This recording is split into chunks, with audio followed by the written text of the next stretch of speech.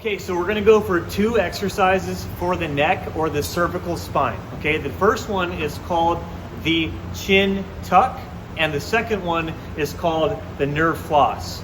Okay, so the first movement is called the chin tuck. Now, this is really good for cervical stenosis, for cervical disc issues, etc. Here's how you do it.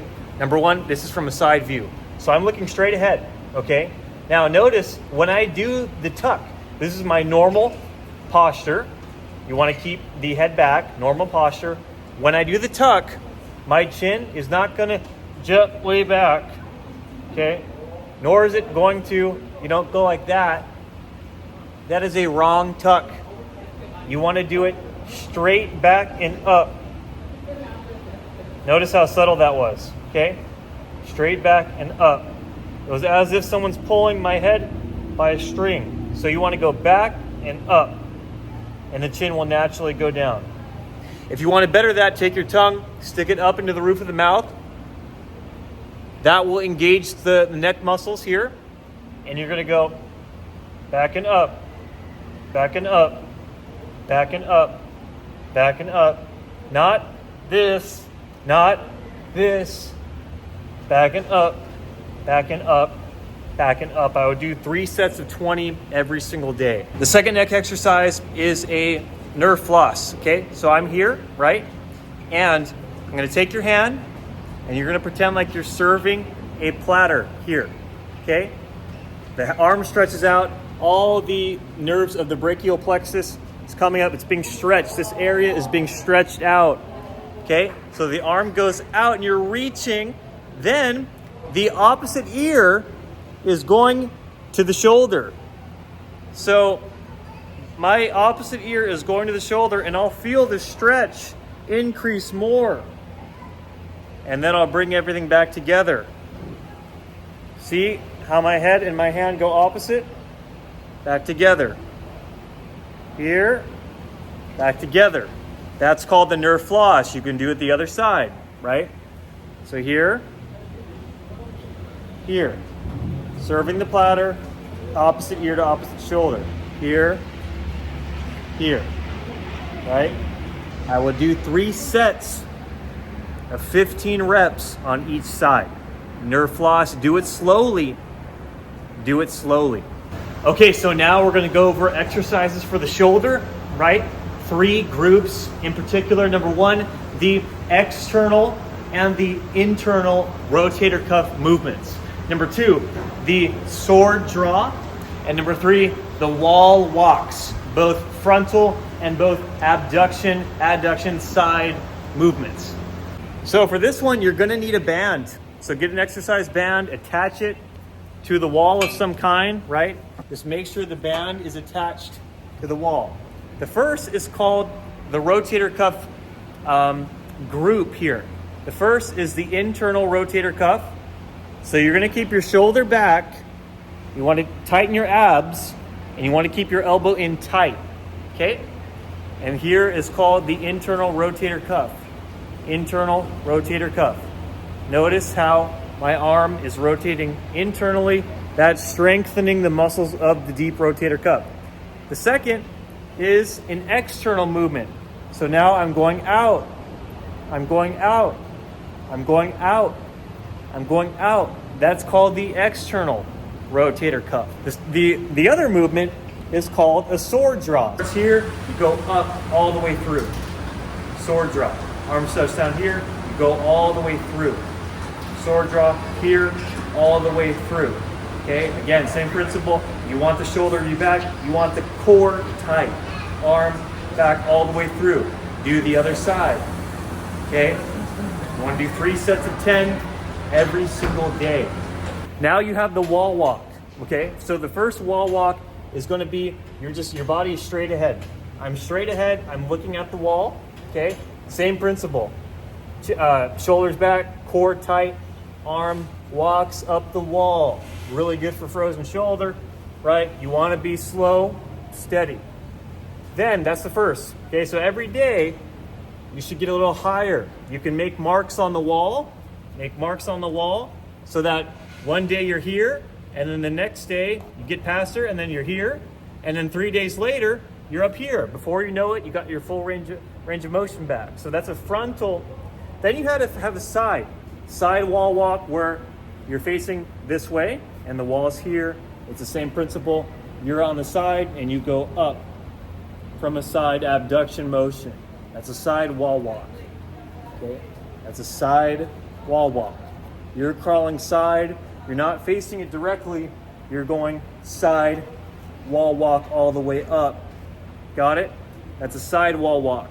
Okay, so we're going to go over 3 movements for the thoracic spine and the rib cage as well as the diaphragm. So number 1, core planking. You can do it while you're on the ground or you can do it wall-wise. Number 2, diaphragmatic breathing. Number 3, the hip flexor stretch.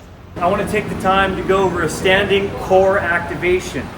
So the core needs to be fully activated, okay? We don't let anything out pouch. We tuck in the core, you squeeze the glute, and you focus all your breathing diaphragmatically. That's called core activation. Okay, so that's standing. You can use a wall to help cement that, okay? So the wall is here, my core is tight, my glutes are activated, I'm breathing through my diaphragm, standing core activation. You can stand there on the wall and just squeeze the core for 20 seconds. Do 10 reps 3 times a day, standing core activation, okay? You can also do a plank where you're face down. I'm planking here. It's the same standing core activation technique. Do it on the wall. And the next is called diaphragmatic breathing. So when I breathe in, my stomach should come out. When I breathe in, my stomach fills up. When I breathe out, my stomach goes out. When I breathe in, I breathe out, breathe in, breathe out. That's diaphragmatic breathing activation. You gotta master that. That's a regular lifestyle habit. There are no reps, there are no sets for that. You always breathe like that throughout the day, constantly. Make that and master that as your breathing habit. Okay, so we're gonna go over a standing hip flexor stretch. Now, understand this. Your hip flexor is a muscle that attaches from here deep into your lumbar spine through here. So the goal is to stretch this muscle out. You're gonna take one leg, bring it forward, one leg back, right here, standing hip flexor. One leg forward, you should feel it here in this area. If you don't, then it's okay. Keep the leg straight, have one leg forward, reach toward the sky, and then bend to the opposite side. It should look like this. At the least, you should feel it in your abdominals. And even if you don't feel a drastic stretch in your hip, it's okay, you're still stretching it out. So you're gonna do the other side, right? One leg forward, one leg forward, this leg back, reach toward the sky, and bend to the opposite side. You wanna bend to the closed side away from the open. So I'm bending away from the open side. Away from the open side. You can do both sides. I would do at least a couple minutes on each side 3 times a day.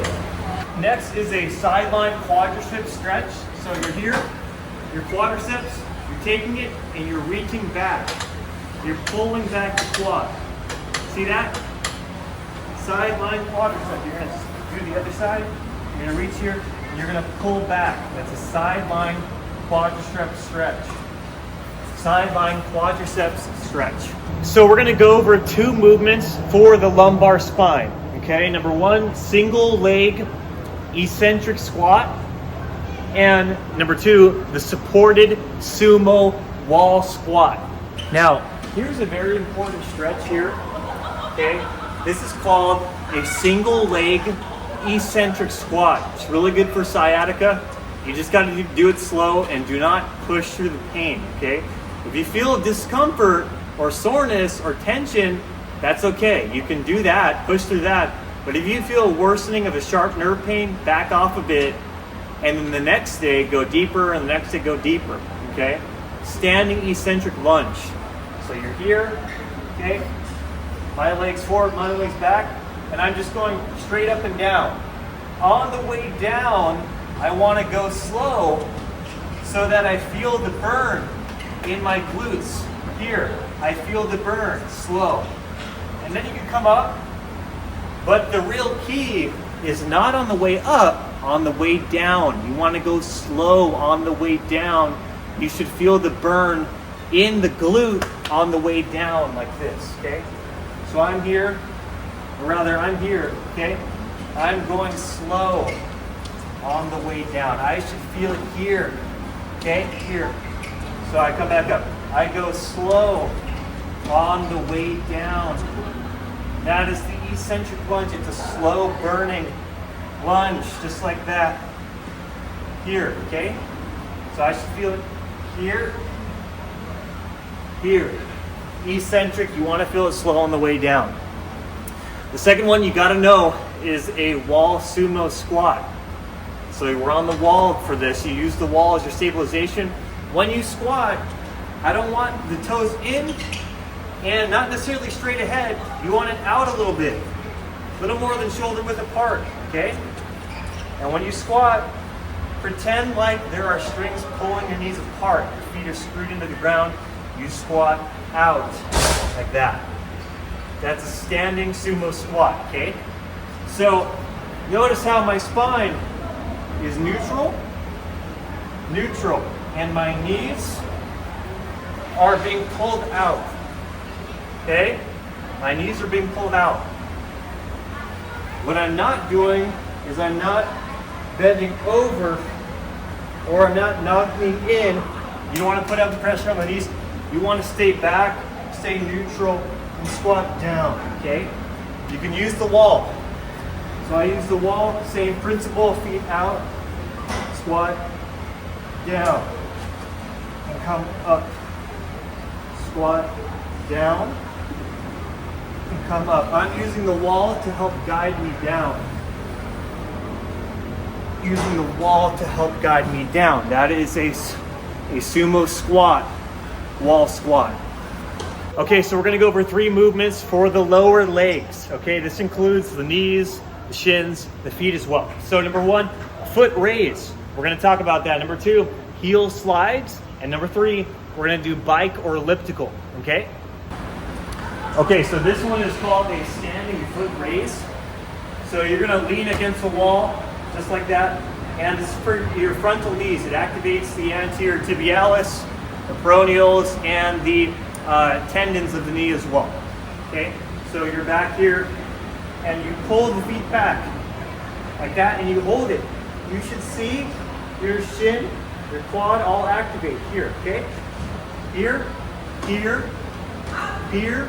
Hold it for at least 3 seconds. Do 10 reps 3 times a day, okay? Here, just like that. That is a standing foot raise.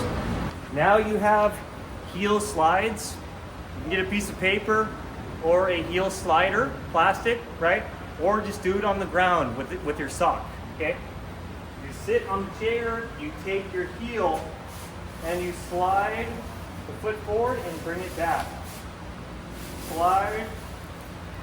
When you slide forward, it'll activate the quad, and when you bring it back, it'll get the hamstring. So go forward and go back. Go forward and go back. You can do that to both sides. Both sides, right? Forward and back. Forward and back. And don't rush it on the way back. Take it slow. Go forward and go back. That is called a heel slide. One of the greatest exercises for the knee is the bike. You want to make sure that the knee is at a good 90-degree angle to start, and you just want to pump it through and pump it through, okay? The circular motion is really good for improving the range of the joint. So you can see my knee joint working as it is. It's really good for the knee motion. And then also it's really good for strengthening even the ankle. Watch how my ankle is flexed and extended, right? You want to work on that ankle mobility as you do it. It's really good for the knee joint, and it's really good even for strengthening the upper hip too. It strengthens the 3-way chain. It's one of my most favorite exercises, and it's good for your circulation as well.